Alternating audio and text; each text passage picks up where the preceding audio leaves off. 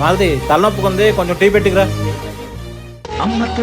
అన్నయ్య అమ్మా ఎలా ఉన్నావు? బావగారు రాలేదా? రాఖీ కడదామని వచ్చానన్నయ్య, బావ రాలేదు.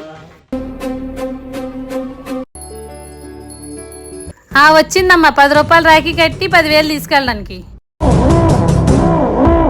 గుత్తప్పుడు బంధాలు గుర్తురావు, ఈ రాఖీ పండుగప్పుడే గుర్తొస్తాయి ఏంటో మరి.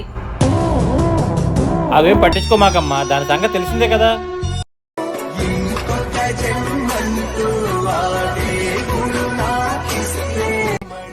అయ్యో వద్దనియా, పర్లేదమ్మా తీసుకోమ్మా. వద్దనియా వదినా.